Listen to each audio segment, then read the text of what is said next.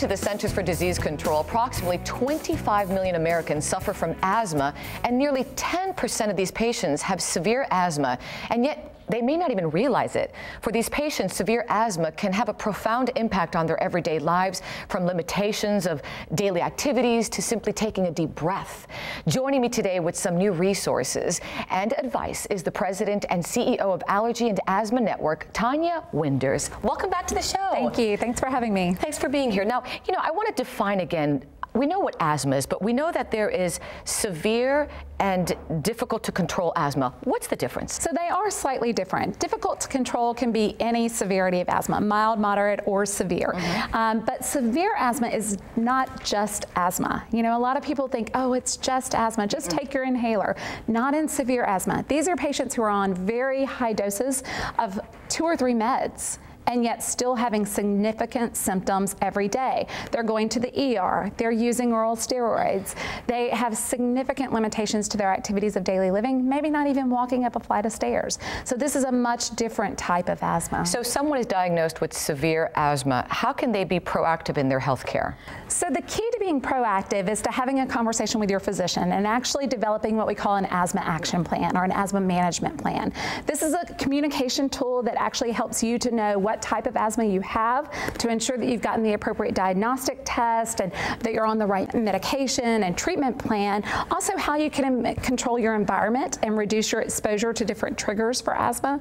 And so it's that kind of communication plan that's a really proactive tool to help you manage asthma more effectively at home. Which makes you more aware of the situation, where you can deal with it better and maybe live. Absolutely. For that matter. Speaking of awareness, you have a new awareness campaign that I think is fantastic. Tell me about it. Yeah, so Allergy and Asthma Network has partnered with the Chest Foundation to develop an asthma awareness campaign specifically around severe asthma, because what we find is that no one wants the label of severe anything.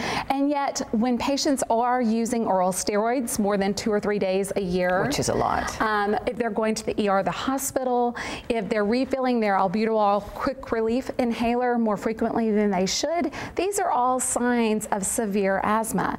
And so having those awareness tools in place can really help that patient have a better dialogue with their provider and get to the appropriate treatment for them. And what tools and resources do you provide to empower patients? So the Chest Awareness campaign that we've partnered on actually has public relations efforts. It also has a new website, Asthma Take Action, Take Control, and there you can find a variety of different tools. One is a control assessment tool, which is 5 or 6 questions that actually helps the patient to determine how well controlled they truly are. So they realize maybe something they don't have. Exactly, because most of the time we think, oh, I'm just doing fine, right? I adapt, I just believe this is part of my life. This is part of life, right?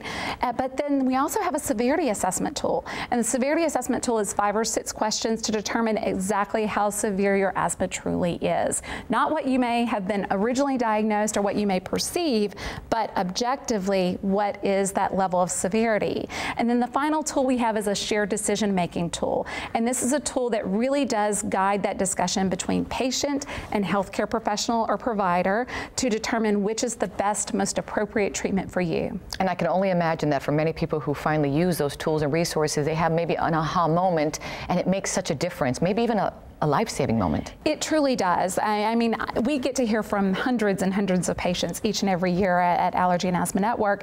And one particular severe asthma patient that I just had a conversation with over the last month really comes to mind here. So she was a grandmother who quite honestly had late onset asthma in middle age, and it had gotten so severe that she actually wasn't leaving her home. She couldn't work, she couldn't go to her grandchild's soccer games, and she was living a very limited life because of asthma. And now she's gotten to the appropriate treatment. She's more aware of her condition. She's more educated. She's living life to the fullest, going to those soccer games, enjoying those grandbabies. And this is really why we do what we do at Allergy and Asthma Network. Great stuff. Thank you so much for what you do. Appreciate your time. Thank you. And if you'd like more information on all the resources we've discussed today, you can visit asthma.chestnet.org, or you can go to our website, thebalancingact.com. Well-controlled patients should be experiencing symptoms no more than once a month and should experience no limits to everyday activities. Signs that your asthma may be difficult to control include: you have asthma symptoms more than 2 days a week, your asthma wakes you up 2 or more times a month, you refill your quick relief medication more than 2 times a year.